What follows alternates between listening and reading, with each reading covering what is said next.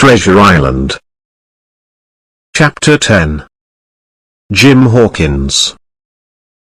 At last, I was back on the island. The ship was safe from the pirates, ready for our men to go back to sea. I looked forward to telling my friends about my latest adventure and started to walk back across the island. I remembered the map, so I knew how to return to the place where I had met Ben Gunn for the first time. As I continued, it was very dark. It was difficult for me to find my way, but the light of the moon helped me. When I was near the fort, I went more slowly. I did not want my friends to think I was a pirate. Suddenly, I saw a red light through trees. What was it? Then I saw that there was a big fire next to the fort. I thought that this was unusual, as Captain Smollett was always very careful not to waste wood for the fire. I quietly went back inside the dark fort, and I was very pleased to hear the men inside talking quietly.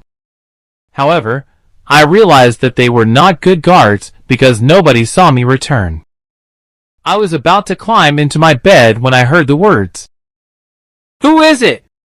Who is it?" I realized that it was Captain Flint, Silver's parrot. Everyone in the room woke up, and I heard someone call out, "Who's there?" It was Long John Silver. I turned to run away, but I ran into a man who held on to me. I was trapped. "Bring a torch, Dick," said Silver. When he returned with a torch, I could see inside the room. I realized that the fort was now full of pirates. Our food was on the table, too, but I could not see any of my friends. Was it possible that they were all dead? There were 5 pirates standing in the room. Another pirate lay in bed. He looked badly hurt. Silver looked tired. His parrot was on his shoulder, and his clothes were dirty. "So, Jim Hawkins," said Silver, "it's nice of you to visit us. You don't have to stand up for Jim," he told his men, and they laid down on their beds again. "I knew you were clever," Silver said to me. "I always wanted you to be one of us because I was like you when I was a boy. Now, you can't go back to your friends because they think you've left them. So, unless you want to stay on your own, you'll have to join us now." I was pleased to hear that my friends were still alive, but I was not happy to hear that they did not want me anymore. "Now you don't have to say yes," said Silver. "I can't tell you what to do." "I'll answer you," I said, in a weak voice. "First, I want to know where my friends are." "Yesterday morning," explained Silver, "Dr. Leslie came down with a white flag. He told me that the Hispaniola was not there anymore. We looked round, and he was right. The ship was gone.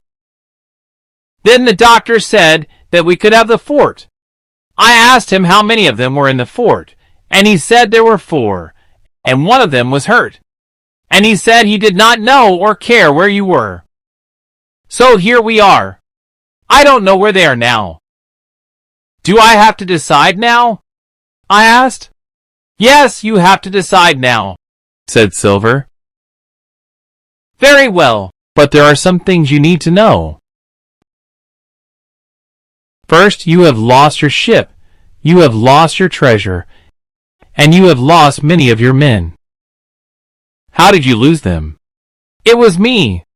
I heard your plans on the Hispaniola and told Captain Smollett, and I cut the anchor ropes of the ship and took it to a place that you don't know. I'm not frightened of you. You can kill me if you want, but remember, if you don't kill me, I'll help you at your trial. So now you have to decide. What will you do with me?" I stopped talking, and all the men looked at me angrily.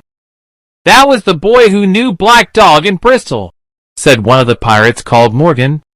"And he was the boy who got the map from Billy Bones." Morgan then stood up with a knife. "Stop!" called Silver. "Do you think that you're the captain now? You do as I say." Morgan and the other pirates were quiet. "I like this boy," Silver continued. "I've never seen a better boy than him. He's more of a man than any of you. The other pirates did not look happy, and they started to talk quietly to each other. What are you saying? Said Silver. We don't like all of your rules, said one of the pirates. We're going to talk together without you. You can't stop us. Soon, all the men left the room, and only Silver and I remained. Listen, Jim, said Silver. I don't think that they want me to be the captain anymore. But I can look after you if you look after me. Do you mean that they want to kill you? They don't need me now that I don't have the ship. But if you save me, I can save you. I was surprised to hear this. He was the leader of the gang of pirates, and now he wanted the help of a boy. I'll do what I can, I told him. You're a good boy, he said. I know you've got the ship safe somewhere. I don't know how you did it, but you did. Remember, I'm now with Mr. Trelawney and his men. So why did the doctor give me the map, Jim? He saw that I was surprised. Yes, he gave it to me. He must have a plan, you know. Let's hope it's a good one. I looked out of the fort and saw the pirates talking in a group. One of the men had some paper and a knife, and the others were watching him. Then they started to walk back towards us. They're coming, I told Silver. Let them come, he said.